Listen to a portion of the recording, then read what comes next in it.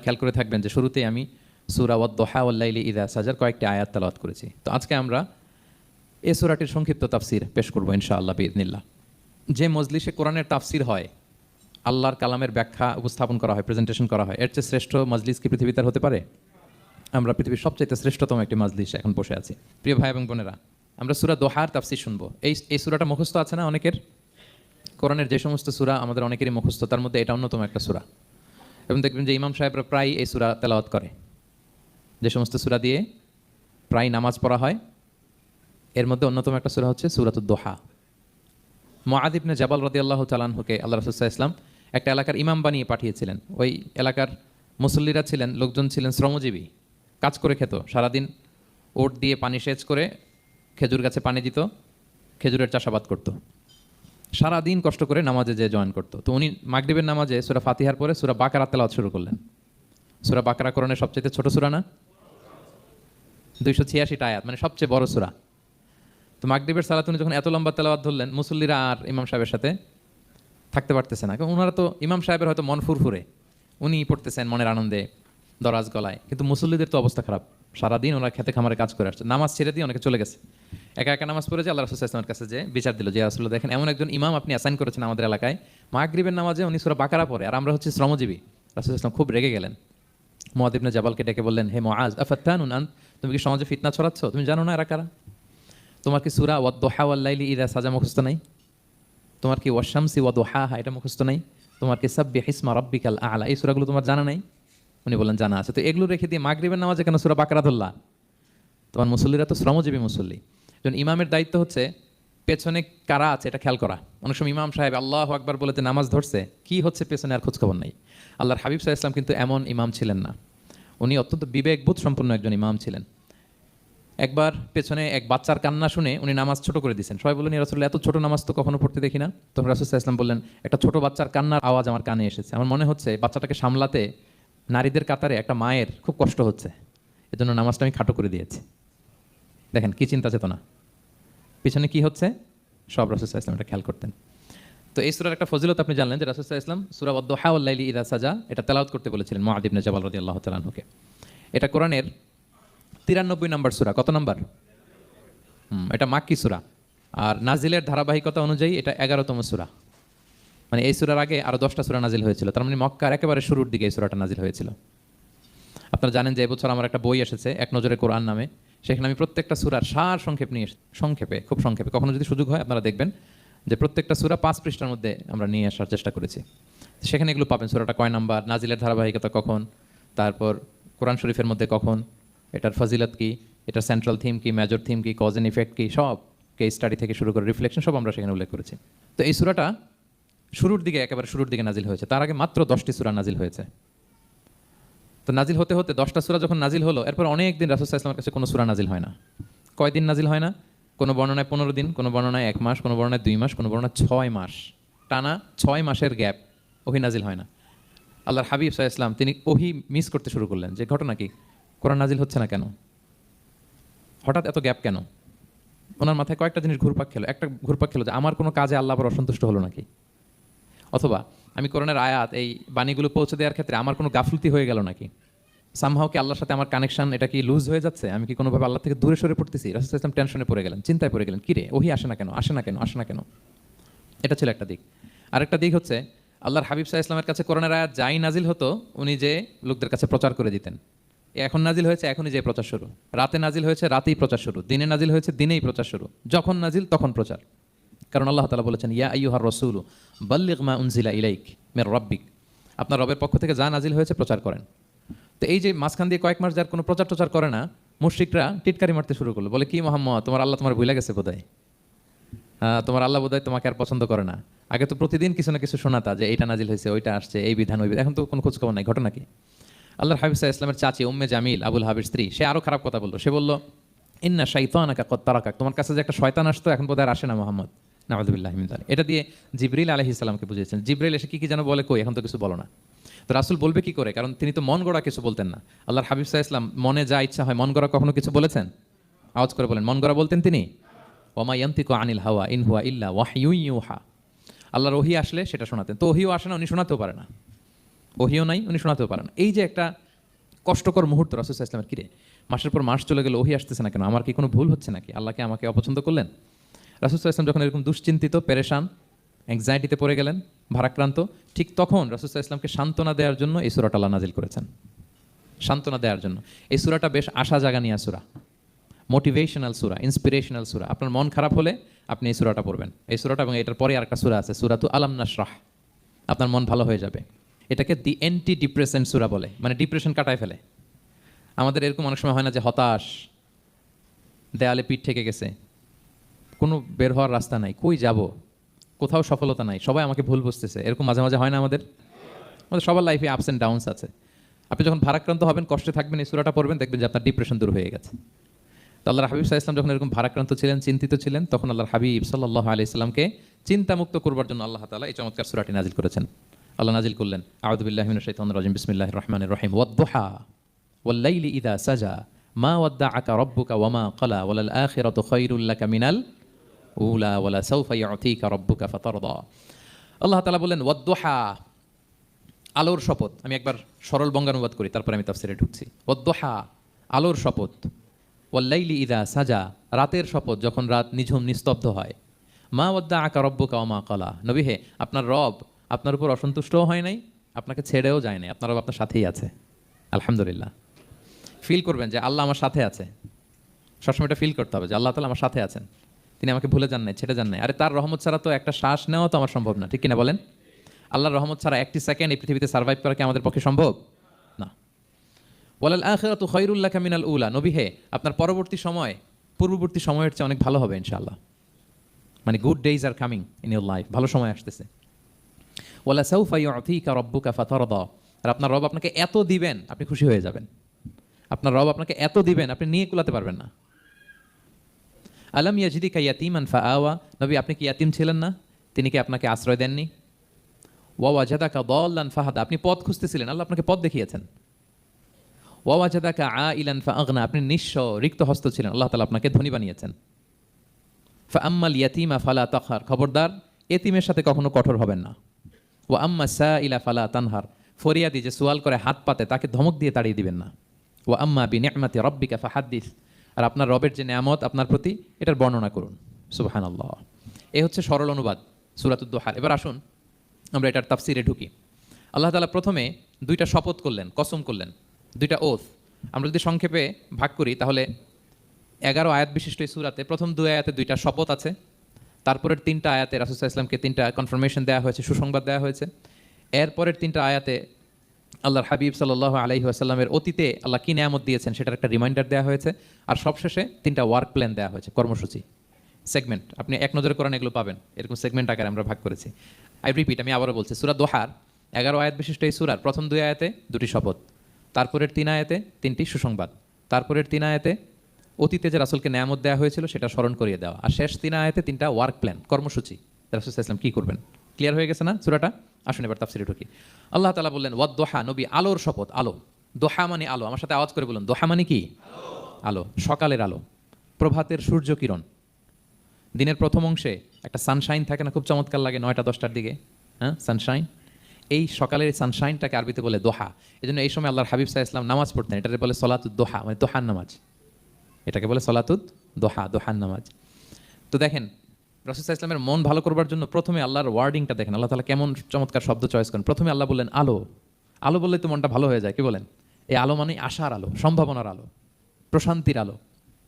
ওয়াদ-দুহা, আলোর শপথ। মানে নবী আপনি হতাশ হবেন না, হাল ছাড়বেন না, ভরসা রাখুন। আপনি ঘর থেকে বের হন, দেখুন কি চমৎকার আলো, it's a beautiful day out there, জান হোয়াট এ নাইস সানশাইন, কি চমৎকার উজ্জ্বল প্রভাতের সূর্য কিরণ, এত চমৎকার জলজলে সানশাইনিং এনভায়রনমেন্ট, আপনার মন খারাপ হয় কি করে? ওয়াদ-দুহা, দোহার শপথ মানে প্রভাতের সূর্য কিরণের শপথ। আবার বললেন ওয়াল-লাইলি ইযা সাজা, রাতের শপথ যখন সে রাত নিঝুম হয়, গভীর হয়, নিস্তব্ধ হয়। দুইটা শপথ, আলোর শপথ আর রাতের অন্ধকারের শপথ। আলোর শপথ বলে বেসিকলি আল্লাহ তাআলা ওহির আগমনকে বুঝিয়েছেন, আর রাতের শপথ বলে আল্লাহ তাআলা বেসিকলি ওহির অনুপস্থিতিকে বুঝিয়েছেন। মানে রাত দিন দুইটাই যেমনি লাগে, আল্লাহ তাআলা বোঝাতে চাইলেন নবী আপনি টেনশন করবেন না, আমি উইথ ইউ, আমি আপনার সাথে আছি। ওহি আসা না আসা দুইটাই গুরুত্বপূর্ণ। রেগুলার যদি ওহি আসে এটা রিসিভ করতে আপনার কষ্ট হয়ে যাবে। আল্লাহর পক্ষ থেকে আসমানি কিতাবের যে ওহী, এটা সাধারণ কোনো কথা না। ইন্না সানুলকি আলাইকা কওলান সাকিলা, এটা খুব ভারী, হেভি ওয়েট। এটা পাহাড়ে নাজিল করলে, লাউ আনজালনা হাযাল কুরআনা আলা জাবাল লারাআইতাহু খাশিআম মুতাসাদ্দিআম মিন খাশিয়াতিল্লাহ, এটা মাউন্ট এভারেস্টের উপর নাজিল করলে পাহাড় ভেঙে খান খান হয়ে যেত। শীতের রাতে কোরআন নাজিল হলে রাসূল সাল্লাল্লাহু আলাইহি ওয়াসাল্লাম ঘেমে একাকার হয়ে যেতেন, কপাল বেয়ে টপ টপ করে ঘাম পড়তে, ওহী রিসিভ করতে যেয়ে। তিনি ওটের উপরে করে মরুভূমিতে চড়ছেন, ওহী নাজিল হলে ওটের বুক মাটিতে মিশে যেত। এক সাহাবার মাথায়, পায়ের মধ্যে মাথা রেখে রাসূল সাল্লাল্লাহু আলাইহি ওয়াসাল্লাম শুয়েছিলেন, তখন ওহী নাজিল হলো। সাহাবা বলছেন, ওহীর ভারে মনে হচ্ছে যে আমার পায়ের হাড্ডিটাই ফেটে যাবে। তার মানে এটা খুব ভারী বাণী, খুবই ভারী, এটা সাধারণ কোনো কালাম না। তো এই যে রাসূল সাল্লাল্লাহু আলাইহি ওয়াসাল্লামের কাছে যে ওহী নাজিল হচ্ছিল, এটা যদি রেগুলার নাজিল হয়, এটা রিসিভ করা রাসূল সাল্লাল্লাহু আলাইহি ওয়াসাল্লামের জন্য সহজ হবে না, কঠিন হয়ে যাবে। রেগুলার ওহী নাজিল হলে এটার যে পাওয়ার, প্রেশার, রাসূল সাল্লাল্লাহু আলাইহি ওয়াসাল্লামের স্নায়ু এটা বরদাস্ত করতে পারবে না। তো আল্লাহ বোঝাতে চাইলেন, নবী, আমি কাফিররা যা বলে আপনাকে আমি ভুলে গেছি, কখনো না, নেভার এভার। বরং আপনার যাতে একটু রেস্ট হয়, আরাম হয়, আপনাকে একটু কমফোর্ট দেওয়ার জন্য আমি সাময়িকভাবে ইচ্ছে করে ওহীটা বন্ধ রেখেছি। সুবহানাল্লাহ পড়বেন না? আপনার যাতে একটু কমফোর্ট হয়, আপনার জন্য একটু আরাম হয়, ওহী রিসিভ করে করে যেন আপনি অভ্যস্ত হতে পারেন, এজন্য আমি ইচ্ছা করে আপনাকে একটু আরাম দেওয়ার জন্য ওহী বন্ধ রেখেছি। সারাদিন যদি, মানে দিনের 24 ঘন্টায় যদি সূর্য থাকে, ভাল লাগবে? আচ্ছা বলেন, 6 মাস টানা সূর্য ভাল লাগবে আপনার? রোদের গরমে আমরা অস্থির হয়ে যাব। তো 12 ঘন্টা সূর্যের আলোর পরে যেমনি রাতের দরকার আছে, আল্লাহ বোঝাতে চাইলেন ওহী নাজিল হওয়ার পাশাপাশি মাঝে মাঝে ওহী ব্রেক দেওয়ার দরকার আছে, ওহী বন্ধ থাকার দরকার আছে। ফলে আপনি হ্যাবিচুয়েটেড হবেন, ওহী রিসিভ করা না করা এটা আপনার জন্য ইজি হয়ে যাবে। যখন আপনি, আপনার জন্য ওকে হয়ে যাবে, তখন আমি লাগাতার ওহী নাজিল করবো। তাহলে ওরা যে বলে আমি আপনাকে ভুলে গিয়েছি, না, আমি আপনাকে ভুলি নাই, বরং আপনার আরামের জন্য খানিকটা সময় আপনাকে বিশ্রামের সুযোগ করে দেওয়ার জন্য আমি আল্লাহ ওহী বন্ধ রেখেছি। সুবহানাল্লাহ। তার মানে আল্লাহ তাআলা নবীকে ভুলেন নাই, বা নবী সাল্লাল্লাহু আলাইহি ওয়াসাল্লামের উপর অসন্তুষ্ট হন নাই। ইচ্ছে করে আল্লাহ তাআলা কিছুদিন ওহী বন্ধ রেখেছেন। প্রতিদিন সূর্য থাকলে যেমনি ভাল লাগে না, মানে 24 ঘন্টা, এজন্য 12 ঘন্টা সূর্য দিয়ে আল্লাহ 12 ঘন্টা রাত দিয়েছেন, আমাদের আরামের, বিশ্রামের, ঘুমের আয়োজন করেছেন। ঠিক তেমনি রেগুলার ওহী রিসিভ করলে রাসূল সাল্লাল্লাহু আলাইহি ওয়াসাল্লামের জন্য কষ্ট হয়ে যাবে, এজন্য ইচ্ছে করে আল্লাহ গ্যাপ দিয়েছেন। আল্লাহর হাবিব সাল্লাল্লাহু আলাইহি ওয়াসাল্লামের উপর আল্লাহ অসন্তুষ্ট হননি। এটাই আল্লাহ তাআলা বললেন যে ওয়াদ-দুহা ওয়াল-লাইলি ইযা সাজা, প্রভাতের সূর্য কিরণের শপথ, রাতের নিঝুম নিস্তব্ধ পরিবেশের শপথ। মা ওয়াদ্দাআকা রাব্বুকা ওয়া মা ক্বালা, আপনার রব আপনারে ভুলেও যায় নাই, আপনারে ছেড়েও যায় নাই, আপনার উপর নাখোশও হয় নাই। সুবহানাল্লাহ। আপনার রব আপনার সাথেই আছে, এটা সবসময় ফিল করবেন যে আমার রব আমার সাথে আছে। এটা ফিল করলে আপনার মধ্যে যে সাহস আসবে, আপনি কল্পনাই করতে পারবেন না যে এত এনার্জি আপনার ভিতরে আসলো কি করে। আপনারা খেয়াল করেছেন, বছর খানিক আগে ভারতবর্ষের আমাদের এক বোনের সামনে কিছু সন্ত্রাসী, ওরা জয় শ্রীরাম জয় শ্রীরাম বলতেছিল, মনে আছে? কিন্তু আমার ওই বোন মুস্কান কি বলছিল বলেন তো? তার এক আল্লাহু আকবারে from north to south, from east to west, the entire globe প্রকম্পিত হয়েছে। আমরা সবাই পড়েছি আল্লাহু আকবার, সবাই আমরা কি পড়েছি? আল্লাহু আকবার।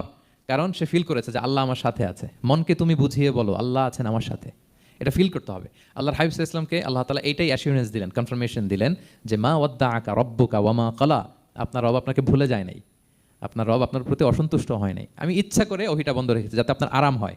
সুবহানাল্লাহ। আল্লাহর হাবিব সাল্লাল্লাহু আলাইহি ওয়াসাল্লামের প্রতি আল্লাহ তাআলা কতটা টেক কেয়ার করতেন দেখেন।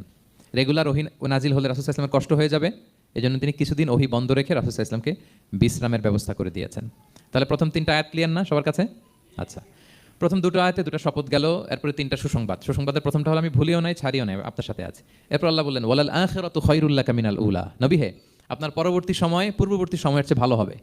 নিশ্চয়ই আপনার পরবর্তী সময় পূর্ববর্তী সময়ের চেয়ে ভালো হবে। তার মানে গুড ডেইজ আর কামিং, ভালো সময় আপনার জীবনে আসছে, আপনি হতাশ হবেন না, নিরাশ হবেন না। এরপর আল্লাহ তাআলা বললেন ওয়ালা সাউফা ইউতিকা রাব্বুকা ফাতারদা, নবী হ্যাঁ, আপনার রব আপনাকে এত দিবে আপনি খুশি হয়ে যাবেন।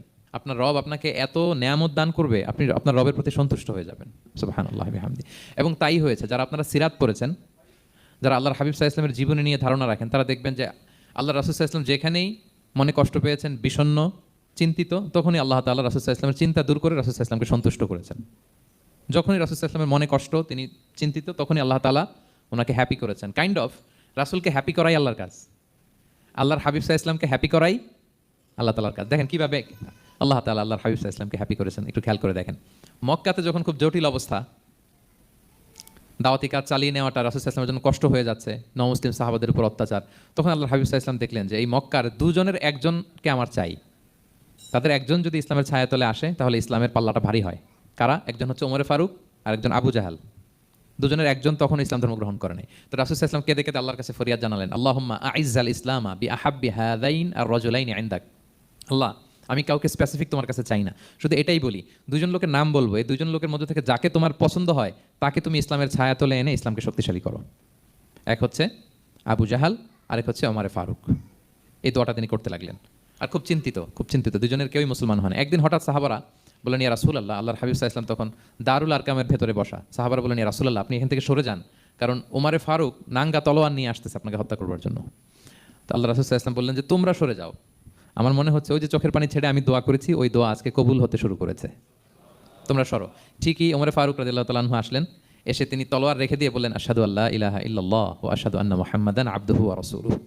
আমি সাক্ষ্য দিচ্ছি আল্লাহ ছাড়া কোনো ইলাহ নেই এবং আপনি আল্লাহর প্রেরিত বান্দা এবং রাসূল। এই দৃশ্য দেখে রাসূল সাল্লাল্লাহু আলাইহি ওয়াসাল্লাম খুশি হয়ে গেলেন। ওয়ালা সাউফা ইউতিকা রাব্বুকা ফাতারদা। আল্লাহ বলেছিলেন যে নবী হে, আপনাকে এত দিব, আপনার রব আপনাকে এত নেয়ামত দিবে, আপনি শুধু খুশিই হবেন, সন্তুষ্ট হবেন আমার প্রতি। এই যে রাসূল সাল্লাল্লাহু আলাইহি ওয়াসাল্লামের দোয়া কবুল করে আল্লাহ তাআলা ওমরে ফারুককে ইসলামের ছায়া তোলেন, ইসলামকে শক্তিশালী করলেন। ফাতারদা, রাসূল সাল্লাল্লাহু আলাইহি ওয়াসাল্লাম খুশি হয়ে গেলেন। এবার প্রতিটা ক্ষেত্রে মক্কাতে যখন খুব কঠিন অবস্থা, রাসূল সাল্লাল্লাহু আলাইহি ওয়াসাল্লাম তায়েফে চলে গেলেন দাওয়াত দেওয়ার জন্য। নেইবারিং সিটি, আপনারা যে হজ উমরা করেছেন জানেন, মক্কার পাশের সিটি তায়েফ। দাওয়াত দিলেন, দাওয়াত প্রত্যাখ্যান করলো তারা। শুধু তাই না, ফিজিক্যালি হ্যারেস করা হলো আল্লাহর হাবিব সাল্লাল্লাহু আলাইহি সাল্লামকে। রাসূল সাল্লাল্লাহু আলাইহি ওয়াসাল্লামের জামা ধরে, গা ধরে টানাহেচড়া করা হলো, পাথর মারা হলো, তিনি রক্তাক্ত হলেন। হামালাতুল জিবাল, পাহাড়রক্ষী ফেরেশতারা বলল, ইয়া রাসূলুল্লাহ, আপনি যদি আদেশ দেন তায়েফের দুই দিকের পাহাড় দিয়ে এমন চাপা দিব, পুরো তায়েফের জনপদ একেবারে ভ্যানিশ হয়ে যাবে। আল্লাহর হাবিব সাল্লাল্লাহু আলাইহি ওয়াসাল্লাম বললেন, না, আমি আশা করি তাদের পরবর্তী নেক্সট জেনারেশনের কেউ না কেউ পড়বে লা ইলাহা ইল্লাল্লাহ মুহাম্মাদুর রাসূলুল্লাহ। তাই হয়েছে। এখন তায়েফে যান, শুধু মসজিদ আর মসজিদ, মসজিদ আর মসজিদ। কি চমৎকার পরিবেশ! তায়েফে গেলে মনেই হবে না আরব দেশ। বৃষ্টি হয় প্রতিদিন, অনেক চাষাবাদ হয়, চমৎকার এলাকা। রাসূল সাল্লাল্লাহু আলাইহি ওয়াসাল্লামের দোয়ার বরকত।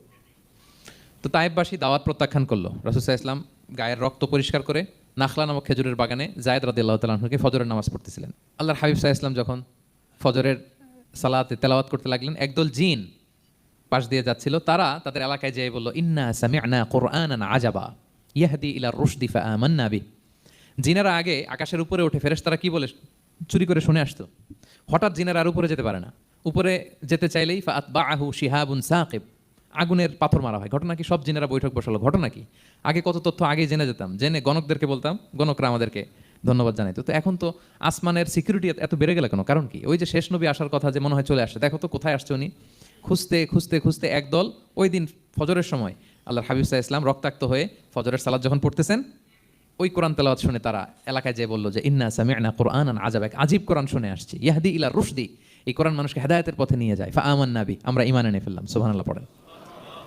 তো রাসূল সাল্লাল্লাহু আলাইহি ওয়াসাল্লাম তো এটা জানেন না। আল্লাহ তাআলা জিবরাইল মারফত জানালেন যে হে নবী, আপনি এসেছিলেন ম্যানকাইন্ডকে দাওয়াত দিতে তায়েফের, তারা দাওয়াত গ্রহণ করে নাই। ম্যানকাইন্ড রিজেক্ট করেছে, কিন্তু আরেকটা জাতি আছে যাদেরকে আপনি দেখেন না, তাদেরকে বলে জিন কাইন্ড, মানে জিন জাতি। পুরো জিন জাতি কালিমা পড়ে মুসলমান হয়ে গিয়েছে নবী। বলে সাউফা ইউতিকা রাব্বুকা ফাতারদা, নবী আপনার রব আপনাকে এত নেয়ামত দিবেন, আপনি খুশি হয়ে যাবেন। নবী সাল্লাল্লাহু আলাইহি ওয়াসাল্লাম ওইখানে আবার খুশি হয়ে গেলেন, রক্তাক্ত, ইনজুর্ড।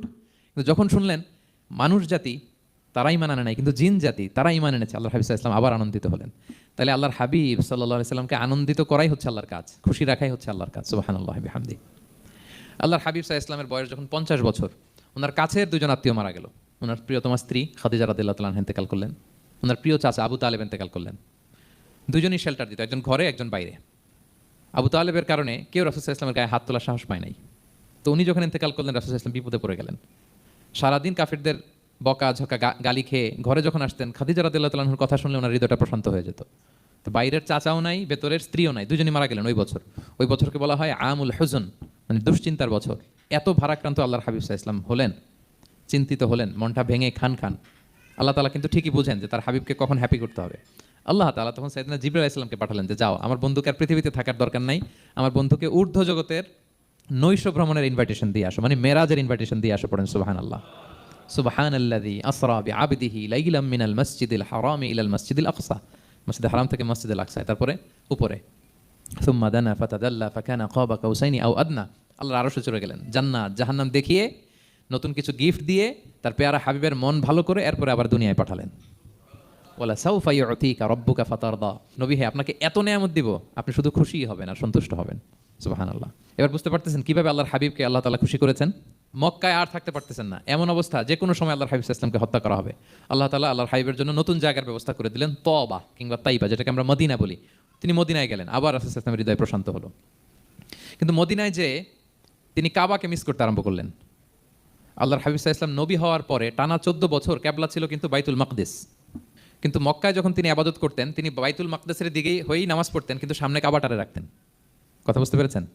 মক্কায় যখন তিনি নামাজ পড়তেন 13 বছর, কেবলা যেহেতু বাইতুল মাকদেসের দিকেই হয়ে নামাজ পড়তেন, কিন্তু মাঝখানে রাখতেন কোনটারে? কাবাকে। তাহলে কেমন যেন কাবাই তার সামনে।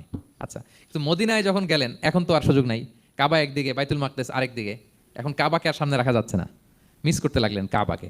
আর প্রত্যেক নামাজের পরে আকাশের দিকে তাকায় থাকেন, ইস আল্লাহ যদি আয়াত নাজিল করে আমার জন্মস্থান যে মক্কা, আমার পূর্বপুরুষ ইব্রাহিম আলাইহিস সালামের যে ওই কাবার দিকে যদি ক্যাবলাটা ঘুরাই দিত কতই না ভালো হতো।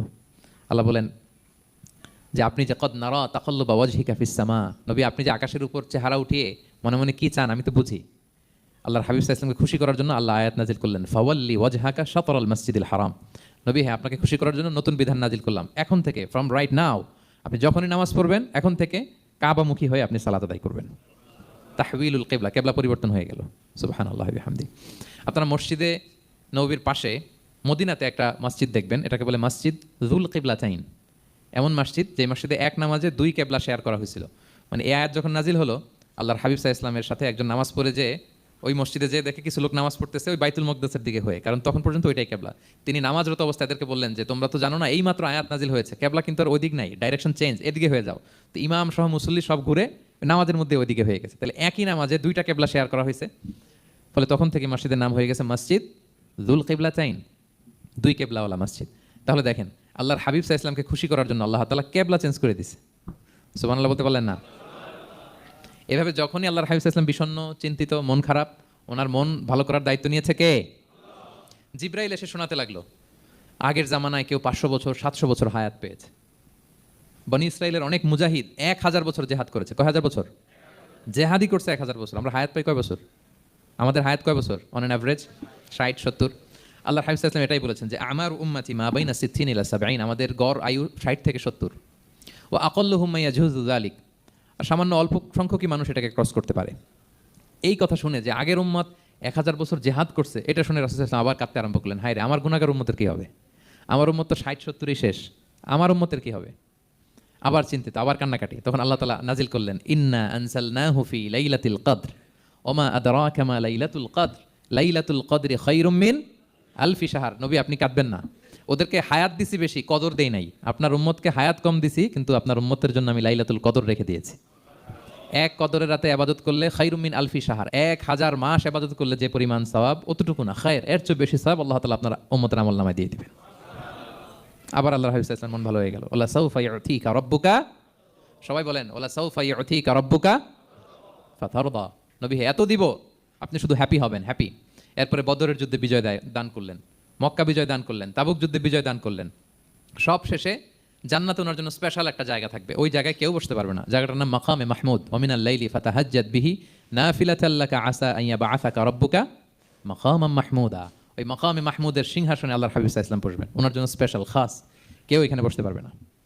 তার মানে হ্যাপি শুধু দুনিয়াতেই করবে না, আল্লাহ তাআলা আল্লাহর হাবিবকে আখিরাতেও করবে।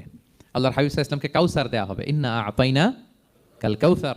হে নবী আপনাকে কাউসার দিয়েছি, এমন হাউজে কাউসার যে হাউজে কাউসারের সামনে পান পেয়ালা যেটা দিয়ে পানি নিয়ে আপনি উম্মতকে খাওয়াবেন, এটার সংখ্যা আকাশের তারা যত বেশি তার চেয়েও বেশি। হাউজে কাউসারের পানি এটা দুধের চেয়েও সাদা, বরফের চেয়েও ঠান্ডা, মধুর চেয়েও মিষ্টি। এক ঢোক যে খাবে চিরকালের জন্য তার গলা থেকে তৃষ্ণা মিটে যাবে। He will never ever be thirsty again. একবার খাইছে তো শেষ। পেতে চান সেটা আল্লাহর হাবিবের কাছ থেকে? আমরা পেতে চাই কি চাই না বলেন? ইন্না আতাইনা কাল কাউসার। নবী আপনাকে আমি কাউসার দিয়েছি। সব শেষে আল্লাহর হাবিব সাল্লাল্লাহু আলাইহি ওয়াসাল্লাম সুপারিশ করার অনুমতি পাবেন, যেদিন কেউ সুপারিশ করতে পারবে না। সবাই বলবে নফসি নফসি নফসি নফসি, থার থার করে কাঁপবে। এক একজন নবী, ইব্রাহিম আলাইহিস সালাম, ঈসা আলাইহিস সালাম, মূসা আলাইহিস সালাম, থার থার করে কাঁপবে। আর আল্লাহর হাবিব সাল্লাল্লাহু আলাইহি ওয়াসাল্লাম ওই মাকামে মাহমুদে সিংহাসন ফেলে দিয়ে সেজদায় শুধু কাঁদতে থাকবে, আর সেজদার মধ্যে বলবে উম্মতি উম্মতি উম্মতি উম্মতি। হে আল্লাহ আপনি আমার গুনাহগার উম্মতকে বাঁচান, আল্লাহ আপনি আমার গুনাহগার উম্মতকে বাঁচান, আল্লাহ আপনি আমার গুনাহগার উম্মতকে বাঁচান। আল্লাহ তাআলা এটা সহ্য করতে না পেরে জিবরাইল ইসলামকে বলবেন যে ওয়াসআলহু মা ইউবকিক, জিবরাইল যাও জিজ্ঞেস করো তো আমার বন্ধু এত কাঁদে কেন, কি চায় জিজ্ঞেস করো। তো আল্লাহর হাবিব সাল্লাল্লাহু আলাইহি ওয়াসাল্লাম বলবেন আল্লাহুম্মা উম্মতি উম্মতি, আল্লাহ আমার উম্মতকে বাঁচান, আমার গুনাহগার উম্মতকে বাঁচান। আল্লাহ তাআলা এবার জিবরাইল মারফত বলবেন যে ইযহাব ইলা মুহাম্মদ সাল্লাল্লাহু আলাইহি ওয়াসাল্লাম, যাও মুহাম্মদের কাছে যাও, ওয়াকুল লাহু, তাকে বলো দুনিয়াতে যেমনি কখনো কষ্ট পেতে দেই নাই, বারবার তাকে হ্যাপি করেছি, খুশি করেছি। ওয়া ইন্না সানুরদিকা ফি উম্মাতিকা ওয়ালা নাসুক, আজকের এই কঠিন দিনেও আমার হাবিবকে আমি কষ্ট দিব না, তার উম্মতের ব্যাপারেও তাকে আমি খুশি করে দেব। তার গুনাহগার উম্মতের ব্যাপারেও আজকে মুহাম্মদ সাল্লাল্লাহু আলাইহি ওয়াসাল্লামকে আমি খুশি করে দেব। আল্লাহর হাবিব সাল্লাল্লাহু আলাইহি ওয়াসাল্লাম তখন সুপারিশ শুরু করবেন। আল্লাহু আকবার, আল্লাহু আকবার। ওয়ালা সাউফা ইউতিকা রাব্বুকা ফাতারদা। নবী হে আপনাকে এত নেয়ামত দিব আপনি নিয়ে কুলাতে পারবেন না। সব শেষে এই গুনাহগার উম্মতকে সুপারিশ করে জাহান্নাম থেকে নাম কাটিয়ে সবাইকে নিয়ে তিনি একটা ফ্ল্যাগ হাতে নিয়ে তিনি জান্নাতের দিকে ছুটবেন। ওই ফ্ল্যাগের মধ্যে লেখা থাকবে আলহামদু। কি লেখা থাকবে? মানে প্রশংসার পতাকা। নিজেও তো প্রশংসিত। মোহাম্মদ মানে কি জানেন? মোহাম্মদ মানে কি? প্রশংসিত। এই কারণে মোহাম্মদ সাল্লাল্লাহু আলাইহি ওয়াসাল্লামকে মক্কার লোকেরা গালি দিয়েও শান্তি পেত না। মানে যদি বলি এই প্রশংসিত লোকটা খারাপ, কথাটা হইল? প্রথমে আগে বলা লাগে কি? প্রশংসিত। মোহাম্মদ মানে কি? তো এই জন্য মক্কার লোকেরা রাসূল সাল্লাল্লাহু আলাইহি ওয়াসাল্লামকে মোহাম্মদ না বলে ডাকতো মুদাম্মাম, মানে নিন্দিত। তো মুদাম্মাম তো রাসূলের নাম না, রাসূল সাল্লাল্লাহু আলাইহি ওয়াসাল্লামের নাম কি? মোহাম্মদ, প্রশংসিত। এই জন্য গালি দিয়েও তারা মজা করতে পারতো না, সুবিধা করতে পারতো না। গালি দিলেও আগে প্রশংসা করে নেওয়া লাগতো। প্রথমে বলতো মোহাম্মদ পাগল, এরকম বলতো নাউযুবিল্লাহ। তার মানে প্রশংসিত লোকটা পাগল হইলো, এটা গালি হয়েছে? ঘুরে ফিরে তো প্রশংসাই হয়ে গেল। তো আল্লাহর হাবিব সাল্লাল্লাহু আলাইহি ওয়াসাল্লাম লিওয়াউল হামদ, প্রশংসার ফ্ল্যাগ নিয়ে বিশাল উম্মতকে নিয়ে জান্নাতে অভিমুখে যাবেন এবং জান্নাতের দরজায় হি উইল বি দা প্রথম নক করবেন উনি। তখন জান্নাতের রক্ষী ফেরেশতা বলবে মান আনতা, কে? আল্লাহর হাবিব সাল্লাল্লাহু আলাইহি ওয়াসাল্লাম বলবেন আনা মুহাম্মদ, আমি মুহাম্মদ। তো ফেরেশতা বলবে আমরা দাঁড়ায় আছি এজন্য আল্লাহ বলে দিয়েছেন মুহাম্মাদের আগে কাউকে যেন এন্ট্রি দেয়া না হয়, আপনার আগে যেন কারোর জন্য জান্নাতের দরজা না খুলি, স্পেশাল উপর থেকে অর্ডার আছে। আপনি যেহেতু নক করেছেন, ওয়েলকাম, আসেন। পুরো উম্মাহ নিয়ে আল্লাহর হাবিব সাল্লাল্লাহু আলাইহি ওয়াসাল্লাম জান্নাতে ঢুকবেন। ওয়ালা সাউফা ইউতিকা রাব্বুকা ফাতারদা, নবী হে আপনাকে অচিরেই এত নেয়ামত দিব আপনি সন্তুষ্ট হয়ে যাবেন। প্রথম দুইটা শপথ গেল, এরপর তিনটা সুসংবাদ গেল। এরপর আল্লাহ তাআলা অতীতে যে নবীর পাশে ছিলেন, অতীতে যে বিভিন্ন নেয়ামত দিয়ে আল্লাহর হাবিব সাল্লাল্লাহু আলাইহি ওয়াসাল্লামকে আল্লাহ তাআলা ধন্য করেছেন, এগুলো রিমাইন্ডার দিচ্ছেন যে নবী আপনি কেন চিন্তিত হন, আমি আগেও ছিলাম আপনার সাথে, এখনও আছি, ভবিষ্যতেও থাকবো।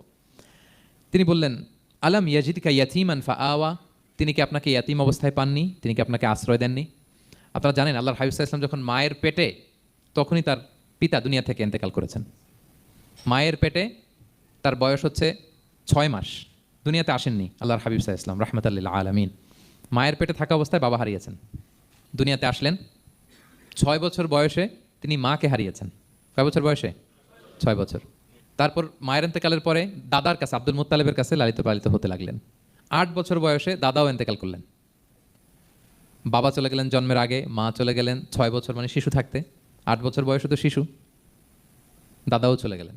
8 বছর বয়স থেকে আল্লাহর হাবিব সাল্লাল্লাহু আলাইহি ওয়াসাল্লাম চাচার কাছে এতিম অবস্থায় লালিত পালিত হতে লাগলেন। এবং আবু তালেব এত ভালোবাসতো, ইমান আনে নাই, শেষ পর্যন্ত ইমান আনেনি, শিরকের উপরে ইন্তেকাল করেছে, কিন্তু আল্লাহর হাবিব সাল্লাল্লাহু আলাইহি ওয়াসাল্লামকে এত ভালোবেসেছেন। বাবার যে কি মানে পিতৃ স্নেহের যে কি মায়া, এটা বুঝতে দেন নাই কখনো, এটার অভাব কখনো তিনি টের পান নাই। ওনার যে বাবা নাই, আবু তালেবের কারণে এতটা ভালোবেসেছেন।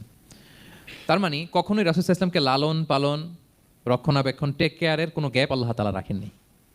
হালিমাতু সাদিয়ার কাছে, পরে মায়ের কাছে, উম্মে আইমানের কাছে, দাদা আব্দুল মুত্তালিবের কাছে, পরে চাচার কাছে, একটার পর একটা স্লট বাই স্লট রেডি। সেটাই স্মরণ করে দিলেন যে নবী এমন তো হয় না যে আপনাকে লালন পালনের জন্য কেউ ছিল না। আলাম ইয়াজিদকা ইয়াতীমান ফাআওয়া, আপনার রব কি আপনাকে ইয়াতীম অবস্থায় আশ্রয়ের ব্যবস্থা করে দেননি? মানে তখন তো আমি ছিলাম আপনার সাথে, কেউ ছিল না, তখন তো আমি ছিলাম। তো আপনার তো ভয় কিসের? আপনি হতাশ হবেন না, নিরাশ হবেন না, হাল ছাড়বেন না আপনি। তাহলে প্রিয় ভাইরা, আল্লাহর হাবিব সাল্লাল্লাহু আলাইহি ওয়াসাল্লাম ইয়াতীম অবস্থায় পৃথিবীতে এসেছিলেন এবং এজন্য ইয়াতীমের সাথে ভালো আচরণ তিনি করতে বলতেন আল্লাহর হাবিব সাল্লাল্লাহু আলাইহি ওয়াসাল্লাম। যারা ইয়াতীমকে ভালোবাসে আল্লাহ তাদেরকে ভালোবাসে। এবং আল্লাহর হাবিব সাল্লাল্লাহু আলাইহি ওয়াসাল্লাম বলতেন আনা ওয়া কাফিলুল ইয়াতীমি ফিল জান্নাতি কাহাতাইন, আমি এবং এতিমের রক্ষণাবেক্ষণকারী এইভাবে প্রতিবেশীর মতো জান্নাতে থাকবো। এই দুই আঙ্গুলের মাঝে যেমনি গ্যাপ নাই, আমার আর এতিমের রক্ষণাবেক্ষণকারী তার বাড়ির মাঝখানে কোনো গ্যাপ থাকবে না জান্নাতে। We will be neighbour in paradise, জান্নাতে এরকম আমরা কাছাকাছি থাকবো। আল্লাহু আকবার পড়েন। তাহলে এতিমের রক্ষণাবেক্ষণকারীকে আল্লাহ তাআলা ভালোবাসেন। যারা এতিমকে পছন্দ করে না, এতিমকে তাড়িয়ে দেয়, তাদেরকে আল্লাহ পছন্দ করেন। আল্লাহ তাআলা বলেন আরাআইতাল্লাযী ইউকাযযিবু বিদ্দীন ফাযালিকাল্লাযী ইয়াদুউল ইয়াতীম, যারা আখিরাতকে অবিশ্বাস করে তারাই এতিমকে ঘাড় ধাক্কা দিয়ে তাড়িয়ে দেয়। কোনো বিশ্বাসী কখনো এতিমের সাথে খারাপ আচরণ করে না। আপনাদের যাদের মন শক্ত, অনেকের চোখ দিয়ে পানি নামে না। আমার এক আত্মীয় আছে খুব আল্লাহওয়ালা, আমার জীবনে এত আল্লাহওয়ালা আমি দেখি নাই, কিন্তু ওনার চোখ দিয়ে পানি নামে না। বারবার এসে আমারে বলে যে মিজান কি করবো বলো, তুমি একটু মোনাজাত ধরো। আমার মনে আছে আমি ওনাকে নিয়ে মোনাজাত ধরতাম, তো ওনার কান্না আসে না চোখ দিয়ে। এত আল্লাহওয়ালা, খুব ভালো মানুষ, কিন্তু চোখ দিয়ে পানি নামে না। এটা অনেকের হয়, নানা কারণে হয়। তো আল্লাহর হাবিব সাল্লাল্লাহু আলাইহি ওয়াসাল্লাম বলেছেন কারো যদি চোখ দিয়ে পানি না নামে বা হৃদয় নরম না হয়, তারা যেন এতিমের মাথায় হাত বুলিয়ে দেয়। এক সাহাবী এসে বলেন ইয়া রাসূলুল্লাহ, আমার হৃদয়টা বড় শক্ত, হৃদয় নরম হয় না। রাসূল সাল্লাল্লাহু আলাইহি ওয়াসাল্লাম বললেন তাই, আচ্ছা আতুহিব্বু আন ইয়ালিনা কলবুক, তুমি কি চাও তোমার হৃদয় নরম হোক, ওয়া তুদরাকা হাজাতুক, এবং তোমার আশা পূরণ হোক? তিনি বললেন হ্যাঁ। তখন রাসূল সাল্লাল্লাহু আলাইহি ওয়াসাল্লাম বললেন ইরহামিল ইয়াতীম, এতিমের উপর রহম করো। ওয়ামসা আলা রাসি, এতিমের মাথায় হাত বুলিয়ে দাও। ও আতইমহু মিন তুআমিক, তোমার খাবার এতিমকে খাওয়াও। তালিনু কলবুক, তোমার অন্তর নরম হবে। তুদরাকা হাজাতুক, তোমার ইচ্ছা পূরণ হবে। তাহলে হৃদয় যদি শক্ত থাকে, কার মাথায় হাত বুলাবেন? বুলাইছেন কখনো? হ্যাঁ বুলিয়েছেন, খুঁজে খুঁজে হাত বুলাবেন। বাংলাদেশে তো অনেক অরফেনেজ আছে, অনাথ আশ্রম, ওখানে যাবেন, সুযোগ হলে একদিন যে একটু লাঞ্চ করলেন ওদের সাথে বসে, ডিনার করলেন, একসাথে খেলেন, ওদের মাথায় হাত বুলিয়ে দিলেন, সাধ্যমতো কিছু উপহার হাতে তুলে দিলেন, আপনার ইচ্ছা পূরণ হবে আর আপনার হৃদয় নরম হবে ইনশাআল্লাহ। আর এতিমকে আদর করা মানে নবী সাল্লাল্লাহু আলাইহি ওয়াসাল্লামের প্রতি ভালোবাসা দেখানো, কারণ আমার নবী এতিম হয়ে বড় হয়েছেন। এতিমের প্রতি ভালোবাসা প্রকারান্তরে নবী সাল্লাল্লাহু আলাইহি ওয়াসাল্লামের প্রতি ভালোবাসা দেখানো হয়, কারণ আমার নবী এতিম হয়ে বড় হয়েছেন। সুবহানাল্লাহ। কিন্তু তার বিপরীতে আমরা সমাজে কি দেখি? এতিমের মাথায় হাত বুলানো তো দূরের কথা, এতিমের সম্পদও খেয়ে ফেলে অনেকে। হ্যাঁ, এরকম আছে না? হ্যাঁ, এতিমের সম্পদ দেদারসে গিলতেছে। কি যে আমাদের চিন্তাধারা! দেখবেন যে লোকটা এতিমের সম্পদ গিলে, ওরা রোজা অবস্থায় এক ঢোক পানি গিলাতে পারবেন কিনা দেখেন। যে বলেন একটু পানি খান তো, খাবে না কেন? হারাম। তো ওই হারাম কিন্তু গিলতেছে ইচ্ছা মতো। রোজা অবস্থায় এক ফোঁটা আপনি পানি গিলাতে পারবেন না এরে, কেন? হারাম। কিন্তু ওইদিকে ভাতিজার সম্পদ গিলতেছে দেদারসে। আল্লাহ বলেন এটা ভাতিজার সম্পদ না, এটা তুমি জাহান্নামের আগুন পেটে ঢুকাচ্ছ। জাহান্নামের আগুন। ইন্নাল্লাযীনা ইয়াকুলুনা আমওয়ালাল ইয়াতামা যুলমান ইন্নামা ইয়াকুলুনা ফি বুতুনিহিম নারা ওয়া সায়াসলাউনা সাঈরা। যারা এতিমের সম্পদ খায়, এটা সম্পদ না, এটা জাহান্নামের আগুন তুমি পেটে ঢুকাচ্ছ। সো এতিমের প্রতি যেন আমরা নমনীয় হই, তাদের মাথায় হাত বুলাই, তাদের জন্য খরচ করি, তাদের প্রতি যেন আমরা দয়াদ্র হই, কারণ আমার নবী এতিম অবস্থায় বড় হয়েছেন। তাহলে নবী সাল্লাল্লাহু আলাইহি ওয়াসাল্লামকে এটা স্মরণ করে দিলেন, নবী আপনি তো এতিম ছিলেন, আমি তো আপনাকে রক্ষণাবেক্ষণের ব্যবস্থা করছি। আর কি করেছি? ওয়াজাদাকা দাল্লান ফাহাদা। নবী আপনাকে আমি এমন অবস্থায় পেয়েছি, আপনি পথ খুঁজতেছিলেন, আমি আপনাকে পথ দেখিয়েছি। You are searching the right path and I guided you to the right sense of direction. আপনি পথ খুঁজতেছিলেন, আমি পথ দেখাইছি। এখানে দল্লানের অর্থ পথভ্রষ্ট করা যাবে না। ওয়াজাদাকা দাল্লান, হে নবী আপনাকে আমি পথভ্রষ্ট পেয়েছি, পরে পথ দেখাইছি, এরকম বলা যাবে না। এটা আল্লাহর হাবিব সাল্লাল্লাহু আলাইহি ওয়াসাল্লামের ক্ষেত্রে প্রযোজ্য নয়। অনেক বাংলা তাফসীর অর্থে আমি দেখেছি পথ হারা। নবী আপনাকে আমি পথ হারা পেয়েছি, পথ দেখেছি, এটাও খুব একটা সুন্দর না। সবচেয়ে সুন্দর হচ্ছে নবী আপনি পথ খুঁজতেছিলেন, সত্যের অনুসন্ধানী ছিলেন। অনেক সময় দেখবেন অনেক পথিক যেতে যেতে এমন এক জায়গায় যায়, দেখে 3 রাস্তা কিন্তু কোনো সাইনবোর্ড নাই। পুরাতন রাস্তাগুলোতে এরকম অনেক সময় হতো না আমাদের, 3 দিকে রাস্তা, কোনো সাইনবোর্ড নেই, তো যাবো কই? এটা বুঝালেন যে নবী আপনি পথ খুঁজতেছিলেন, আমি আপনাকে দেখিয়েছি, হে নবী এটাই সিরাতুল মুস্তাকিমের পথ। ওয়াজাদাকা দাল্লান ফাহাদা, আপনি পথ খুঁজতেছিলেন, আমি আপনাকে পথ দেখিয়েছি। তো ছোটবেলায় সাথে ছিলাম, পথ খুঁজতেছিলেন, পথ দেখালাম, আমি আপনার ভুললাম কোথায়? কাফিরদের কথায় মন খারাপ করেন কেন যে তারা বলে আমি আপনাকে ভুলেছি, ছেড়েছি? নো, নেভার এভার, আমি আপনার সাথেই আছি। তারপর আল্লাহ তাআলা বললেন ওয়াজাদাকা আইলান ফাআগনা, তিনি আপনাকে রিক্ত হস্ত, নিঃস্ব পেয়েছেন, সম্পদহীন অবস্থায় পেয়েছেন, পরে সম্পদশালী করেছেন। সুবহানাল্লাহ। আল্লাহর হাবিব সাল্লাল্লাহু আলাইহি ওয়াসাল্লাম শুরুতে সম্পদের অত যোগান ছিল না, পরে খাদিজা রাদিয়াল্লাহু তাআলা আনহার সাথে যখন বিয়ে হলো, আল্লাহ তাআলা সম্পদের কষ্ট দূর করলেন, কারণ খাদিজা রাদিয়াল্লাহু তাআলা আনহা অনেক বড় ব্যবসায়ী ছিলেন। বিয়ের আগে পার্টনারশিপে বিজনেস ছিল রাসূল সাল্লাল্লাহু আলাইহি ওয়াসাল্লামের সাথে। আল্লাহর হাবিব সাল্লাল্লাহু আলাইহি ওয়াসাল্লাম শ্রম দিয়েছেন, খাদিজা রাদিয়াল্লাহু তাআলা আনহার ইনভেস্টমেন্ট ছিল। তো ওই শ্রমে খাদিজা রাদিয়াল্লাহু তাআলা আনহার এক বান্ধবী, তিনি এমন প্রশংসা করলেন এসে আল্লাহর হাবিব সাল্লাল্লাহু আলাইহি ওয়াসাল্লামের ব্যাপারে যে এমন লোক আমি দেখি নাই, ওনার কথা বার্তা, চলন, কথন, ডিলিং সব আলাদা। পুরো কাফেলার মধ্যে উনি একরকম, পুরো কাফেলা আরেক রকম। এই কথা শুনে তো খাদিজা রাদিয়াল্লাহু তাআলা আনহা আকৃষ্ট হলেন যে এরকম একজন সৎ লোকই তো আমার চাই। প্রস্তাব দেওয়া হলো, চাচাদের কাছে বিয়ে হয়ে গেল। এবং বিয়ের পরে খাদিজা রাদিয়াল্লাহু তাআলা আনহা নারীদের মধ্যে সর্বপ্রথম শাহাদা বাক্য পড়ে মুসলমান হয়েছিলেন। নিজের সব সম্পদ আল্লাহর হাবিব সাল্লাল্লাহু আলাইহি ওয়াসাল্লামের পায়ের সামনে এনে দিয়ে দিলেন, ইয়া রাসূলুল্লাহ আমার সম্পদ মানে আপনার সম্পদ, ইসলামের জন্য যত মনে চায় আপনি খরচ করেন। ওয়াজাদাকা আইলান ফাআগনা, আপনাকে আল্লাহ নিঃস্ব পেয়েছেন, সম্পদের ব্যবস্থা করে দিলেন। পরবর্তীতে মদিনায় যে খায়বার যুদ্ধের পরে অনেক সম্পদের ব্যবস্থা আল্লাহ তাআলা করে দিয়েছিলেন। তাহলে ছোটবেলায় ইয়াতিম ছিলেন, আল্লাহ টেক কেয়ার করলেন। পথ খুঁজতেছিলেন, আল্লাহ পথ দেখায় দিলেন। আর্থিক সমস্যা ছিল, এটাও আল্লাহ দূর করে দিলেন। এবার আল্লাহ তাআলা বিষ্ণু ঈসা ইসলামকে 3টা ওয়ার্ক প্ল্যান দিবেন, কর্মসূচি। 1 নম্বর কর্মসূচি হচ্ছে ফাআম্মাল ইয়াতীমা ফালা তাকহার, নবী খবরদার এতিমের সাথে কখনো কঠোর আচরণ করবেন না। 1 নম্বর কর্মসূচি, কারণ আপনি তো এতিম ছিলেন, এতিমের দুঃখ আপনি না বুঝলে বুঝবে কে? এতিমের সাথে কখনো কঠোর হবেন না। আল্লাহর হাবিব সাল্লাল্লাহু আলাইহি ওয়াসাল্লাম কখনো এতিমের সাথে কঠোর হন না। এতিম তো দূর কি বাত, কারোর সাথে তিনি কঠোর হন না। ওনার কাছে চাইলে উনি না বলতে পারতেন না, নো, নাই, দিব না, এটা বলতে জানতেন না। নো ওনার ডিকশনারিতে ছিল না, চাইলেই দিতেন। একবার আল্লাহর হাবিব সাল্লাল্লাহু আলাইহি ওয়াসাল্লামের কাছে একটা জামা, কয়টা? আপনার জামা কয়টা? আমার জামা কয়টা? জুব্বা তখন কয়টা ছিল? মাত্র একটা। এক ফরিয়াদি এসে বলে ইয়া রাসূলুল্লাহ আতিনি কামিসান, আমার একটা জামা দেন, আমার জামা নাই। নবী সাল্লাল্লাহু আলাইহি ওয়াসাল্লামের জামা কয়টা তখন? ওনার কাছে চাইলে উনি না বলতে পারতেন, খুলে দিয়ে দিয়েছেন। নাও, এখন ওনার জামা আছে কয়টা? তো জামাও নাই, বেরও হতে পারে না। কি এক মুসিবত! আল্লাহ তাআলা আয়াত নাজিল করলেন, ওয়াল্লাযীনা ইযা আনফাকু লাম ইউসরিফু ওয়া লাম ইয়াকতুরু ওয়া কানা বাইনা যালিকা কাওয়ামা। নবী হে, যারা বিশ্বাসী তারা দানের সময় ভারসাম্য করবে। মানে অনেকগুলো থাকলে আপনার একটা দিতেন, ছিলই যখন একটা, ওইটার হকদার তো ফরিয়াদির চেয়ে আপনি বেশি। এখন যে দিয়ে দিলেন, আপনি পড়বেন কি? অনেকগুলো থাকলে না হয় আপনি দিতেন, ছিলই একটা, এটা সবচেয়ে যোগ্য, অধিকতম যোগ্য এবং হকদার তো আপনি। সুবহানাল্লাহ, সুবহান, কি নবী ছিল, কি নবী ছিল! না বলতে পারতেন না, মানুষকে ফিরিয়ে দিতে জানতেন না। আল্লাহ বললেন, নবী হে, আপনার প্রথম কর্মসূচি ফাআম্মাল ইয়াতীমা ফালা তাকহার, খবরদার এতিমকে কখনো, এতিমের প্রতি কঠোর হবেন না। 1 নম্বর কর্মসূচি। এটা শুধু নবীর জন্য কর্মসূচি নাকি আমাদের জন্য না? হ্যাঁ, সবার জন্য। এতিমদের সাথে যেন আমরা রূঢ় ভাষী না হই, তাদের সাথে যেন রূঢ় আচরণ না করি। 2 নাম্বার, ও আম্মা সাইলা ফালা তানহার, ফরিয়াদিকে ধমক দিবেন না, হাত পাতলে ধমক দিবেন না। আমরা অনেক সময় ধমক দেই, আপনারা দেন কখনো? না, আমরা দিতে পারবো না, ধমক দিতে নিষেধ করেছেন আল্লাহ তাআলা। আম্মা সাইলা ফালা তানহার, যদি না থাকে বুঝিয়ে বলেন যে এখন পারতেছি না, কিন্তু ধমক দিবেন না কখনো। কারণ আপনি এখন বড় সাহেব হয়ে গেছেন, প্রাইভেট কারের পাশ থেকে দেখবেন যে স্যার 2টা টাকা দেন, কিছু খাই নাই, হায় রে ছিঁড়া কাপড়, মলিন চেহারা, ভাঙ্গা একটা থালা হাতে নিয়ে স্যার 5টা টাকা দেন। আল্লাহ আপনারা স্যার বানাইছে আর ওরে বানাইছে ভিখারি। আচ্ছা বলেন তো, জায়গাটা চেঞ্জ করতে আল্লাহর কত সময় লাগে? ওরে ভিতরে বসায় স্যার বানাবে আর আপনারে ভাঙ্গা একটা থালা দিয়ে এরকম ওই যে টোল টোল যেখানে নেয় ওখানে দাঁড় করাবে। বলেন আল্লাহর কয় সেকেন্ড লাগবে? লাগবে 1 সেকেন্ডও লাগে না। সো ও আম্মা সাইলা ফালা তানহার, ফরিয়াদিকে ধমক দিয়ে তাড়িয়ে দিও না, খবরদার। ওকে আল্লাহ ফরিয়াদি বানিয়ে পরীক্ষা করছে আর তোমাকে আল্লাহ সম্পদশালী বানিয়ে পরীক্ষা করছে। তাহলে 1 নম্বর কর্মসূচি ছিল এতিমের সাথে রূঢ়ভাষী হবেন না। 2 নম্বর হচ্ছে ফরিয়াদিকে ধমক দিবেন না। 3 নম্বর, ও আম্মা বিনিআমাতি রাব্বিকা ফাহাদ্দিস, আল্লাহ তাআলা আপনাকে যে নিয়ামত দিয়েছে এই নিয়ামতের আপনি কি করেন? বর্ণনা করেন। ও আম্মা বিনিআমাতি রাব্বিকা ফাহাদ্দিস, আল্লাহ নিয়ামতের বর্ণনা করেন, শুকরিয়া করেন। কারণ আল্লাহ তাআলা আমাদের অনেককে ইয়তিম বানায় নাই, আমাদেরকে ফরিয়াদি বানায় নাই। আমরা অনেকেই আছি, আমরা এখনো ইয়তিম না, আমার আব্বা আম্মা এখনো বেঁচে আছেন, আমাদের অনেকের আব্বা আম্মা বেঁচে আছেন। ইয়তিম মূলত ছোট অবস্থায় যদি বাবা মারা যায় তাকে আরবিতে ইয়তিম বলে। মান মাতা আবুহু ওয়া হুয়া সগীর, কেউ ছোট তার বাবা মারা গেছে তাকে শরীয়তের পরিভাষায় কি বলে? ইয়তিম। তো আমরা অনেকেই তো ইয়তিম না, আমরা অনেকেই তো অন্যের কাছে হাত পাতা লাগে না, তো আমরা ভালো আছি না? আমাদের দেখবেন যে প্রায় হিসাবটা হচ্ছে আমার কি নাই, আমাদের হিসাবটা কি নাই, কি যে আছে এটার হিসাব করে কুলানোও যাবে না, ঠিক কিনা বলেন? হ্যাঁ, ঠিক যেই মুহূর্তে এখানে বসে আমরা এই চমৎকার ইফতারি নিয়ে বসে আছি, ঠিক একই মুহূর্তে দেখবেন যে হসপিটালের আইসিইউতে শুয়ে শুয়ে কাতরাচ্ছে অনেকে। হ্যাঁ, ঠিক এই মুহূর্তে কিডনি ডায়ালিসিস চলতেছে, দেখছেন? কিডনি পেশেন্ট এদিকে ছিদ্র করে ব্লাড সব বের হয়ে রিফাইনিং হয়ে আরেক দিক দিয়ে ঢুকে, ওর চিৎকার শুনলে। বার্ন ইউনিটে গেছেন কখনো?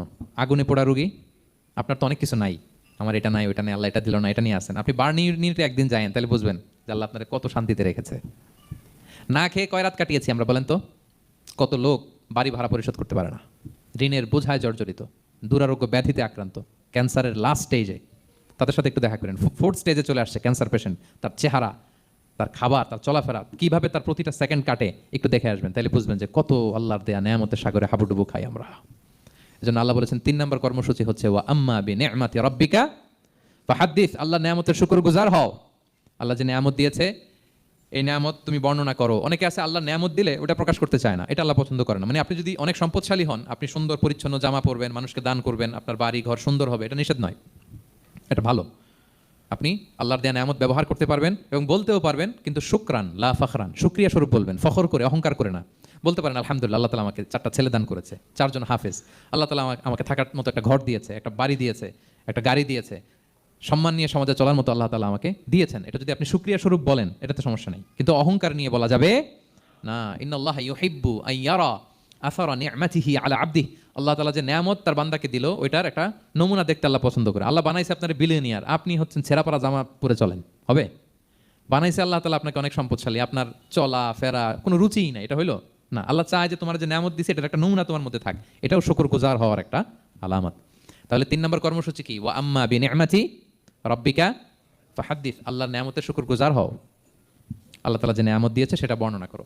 তাহলে প্রিয় ভাইরা, সূরাতুদ দোহা এটা হচ্ছে একটা মোটিভেশনাল সূরা, আশা জাগানিয়া সূরা, অ্যান্টি ডিপ্রেশন বলি আমি এই সূরাটাকে। ডিপ্রেশন থাকলে চলে যাবে, কারণ ওয়ালাল আখিরাতু খায়রুল লাকা মিনাল উলা, হে নবী আপনার পরবর্তী সময় আপনার পূর্ববর্তী সময়ের চেয়ে ভালো। সবসময় আশাবাদী হবেন।